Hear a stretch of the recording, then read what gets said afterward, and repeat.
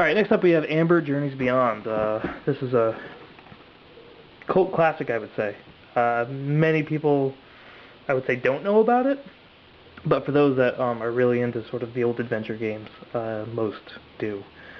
I got this for well, I didn't pay $1. I definitely paid more than $1. I bought this off eBay. But it looks like someone was selling it for $1 at one point. I didn't pay much. I only paid $6, which is actually, I think, somewhere around $6, which is actually kind of surprising, considering these games usually go for quite a bit. They're sort of seen as collector's items, which would make sense since I collect them. It's a great game. It's a very short game, but it's very eerie, and it has sort of a strange, spooky feel to it. But it's got great writing. It's done by a husband and wife team. As far as I know, this is the only game they made. They actually have a YouTube account with one video, and it's about board games. I actually left a message there and told them how much I enjoyed their game, and they responded, which was really cool. Love to see some more Amber games, but chances of that are highly unlikely, I'd say. But again, this uses a lot of full motion video. A lot of it is computer generated, but you know, there's sort of still imagery for most of it. So, but it works really well. It's a cool game, very spooky. Now, I'd say this game is probably my most valuable game. It's definitely the most, well, I didn't pay for it. When it comes to games that are really expensive, I usually throw them on my Christmas list and let other people pay for them. Because, you know, to me, dropping that kind of money on these games is a little extreme. So, it's a lot easier for me to do it by having other people buy them for me. So this is I Have No Mouth and I Must Scream by Cyber Dreams? Yeah, Cyber Dreams. Based on a book, I think, or the book was based on this. Anyway, there's a book. It's a great game. Very strange. Very, very strange. Very violent. Uses sort of that, you know, Disney animation style that I enjoy. Takes on some really advanced and adult issues.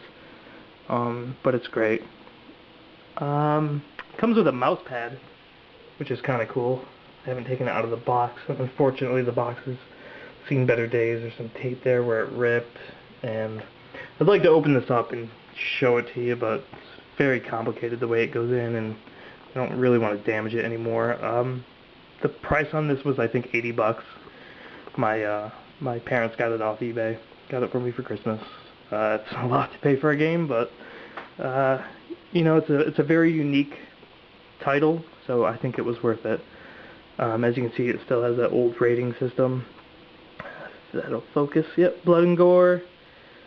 It says non-explicit sexual activity, which I guess there was some, but not really. I mean, look how high up that thermometer goes for something that's non-explicit. I don't know. It's kind of weird.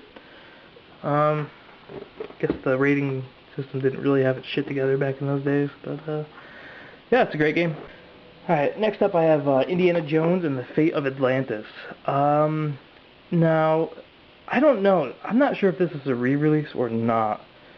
It is a larger box, but I mean, it says special value price on award-winning games, so it kind of makes me feel like it might be a re-release. It also says enhanced edition, so I don't know. Maybe that means this isn't the first edition. Anyway, as you can see, it's still sealed. There's some tears there, which I try to be careful with. I don't really want it to peel anymore. I've actually never played this game. I think I might have played the first few minutes. I don't know why. I forget what the situation was and why I didn't complete it. But from what I played of it, it was great. Alright, next up we have 9. Now, I remember when this game came out. I actually remember seeing it in stores. It's also referred to as The Last Resort, like 9, The Last Resort, I don't know. I'm not even sure what the full title is. It looks like a really weird game. My mom actually recently got into sort of newer adventure games, so whenever she goes to, you know, yard sales or flea markets or something, she, you know, picks up these games expecting sort of a new... She really likes those, like, Nancy Drew adventure games, so, you know, she's trying to buy some other games that she thinks she'll like, but then she gets these home and finds out that they won't play on her computer. So I bought it. I gave her what she paid for it and took it off her hands. I haven't played it, but I don't know. Don't know if I ever will. Might be a little too wacky for me. Alright, here we have The Last Express by Borderbund. They also did Myst. They did that whole Myst series. And it's kind of funny, this box is a perfect example of some of the stuff that they used to try to include with these games. Like, win a trip to the Orient Express. You know, I mean, do you ever see that in games anymore, where you can win a trip somewhere? The Orient Express contest. It's kind of crazy. Anyway, I believe this was the original release. I know there was a few re-releases on this, and I actually have one, and we'll get into that a little bit. But I actually have played this game just from the beginning, but I haven't I never finished it. I started it a little while ago, and I just never completed it. It just seemed a little, it's very loose, the sort of the style of gameplay. It's kind of hard to explain. You know, you have to sort of be in certain places at certain times, and if you miss it, you know, what do you do?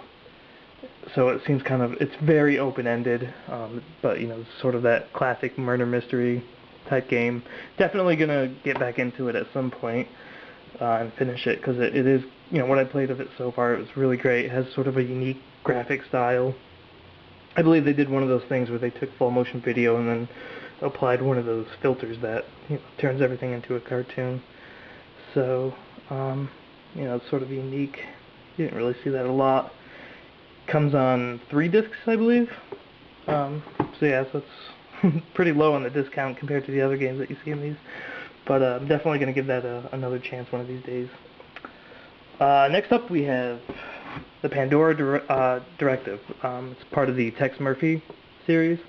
This is the 3rd one, I believe, in the series, and I think there's one more after this.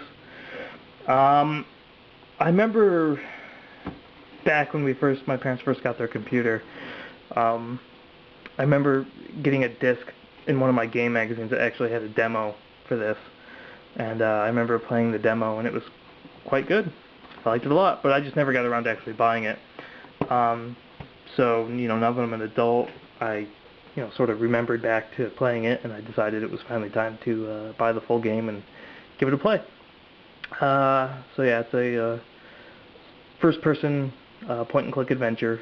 It uses a lot of full-motion video and also a lot of computer-generated backgrounds and stuff, which a lot of these full-motion video games did. You know, you don't really see too much real scenery. I think everything was done in front of a green screen. So, sort of one of those things. It takes place in, you know, the future, 2043, to be exact. It has Barry Corbin. And now I'm not sure, I mean, this thing down here says 1996, so that would mean he was fresh off of Northern Exposure, which is kind of cool. And it has Kevin McCarthy, who was in the Twilight Zone movie, UHF, a few other ones. Tony Robbins, I have no idea. The name sounds familiar, but can't really place it. Also has or maybe it's the first one. Yeah, okay, we'll get to that. But anyway, it's a great game. The Tex Murphy games are really awesome. The guy who plays Tex Murphy, his name escapes me at the moment, but he's just really good in that role, and he plays it really well. A lot of comedy in this game, which is what you find a lot, you know, sort of comedy mixed into these games. You don't find too many super serious adventure games, and even when they are serious, they're sort of, you know, humor mixed in to break up the pace, I guess, a bit.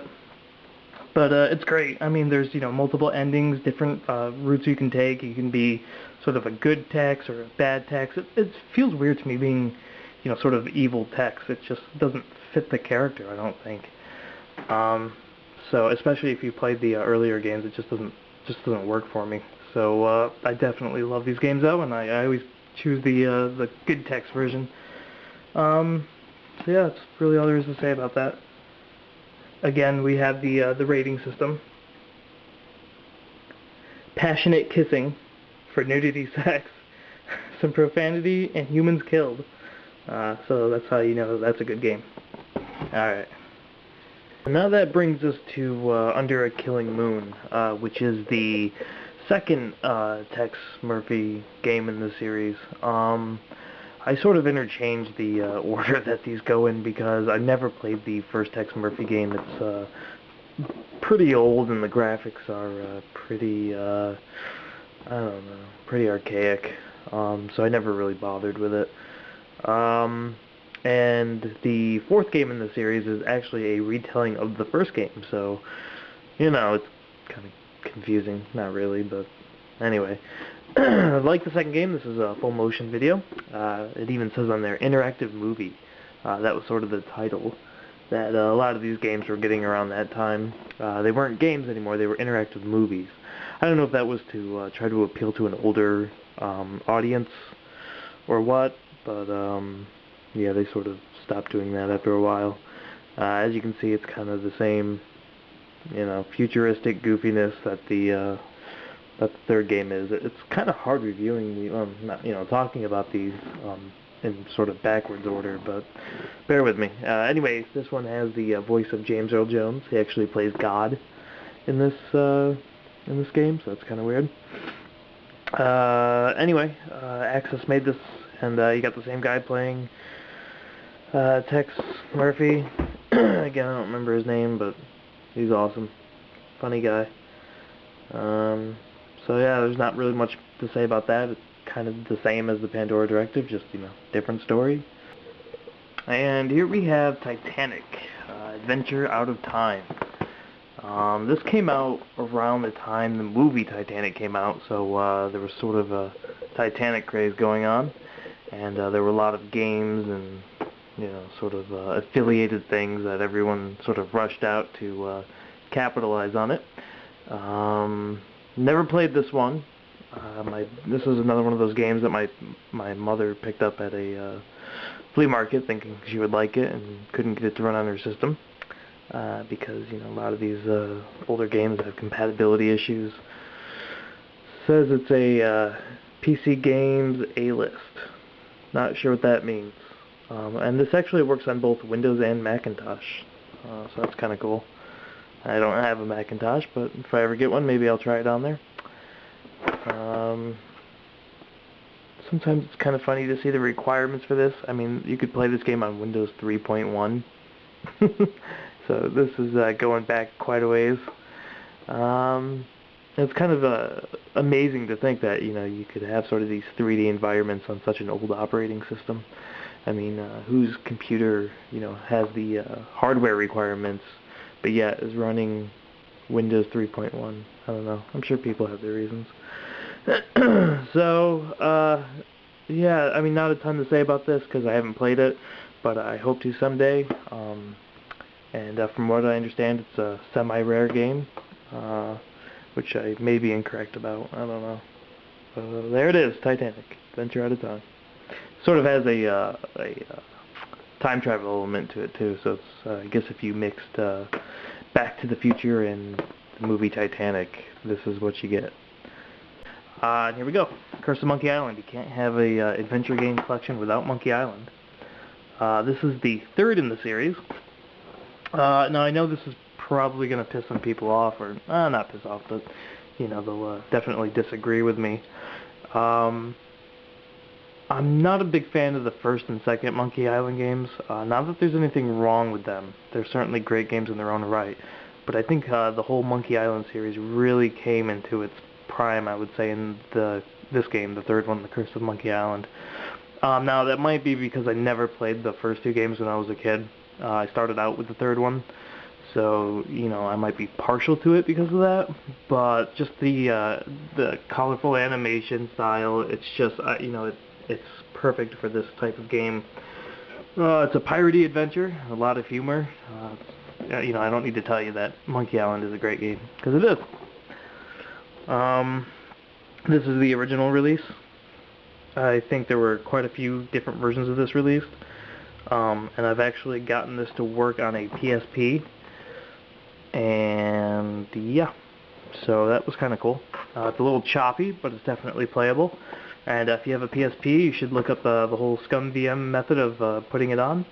I definitely recommend it. It's a great way to play it. So there's that.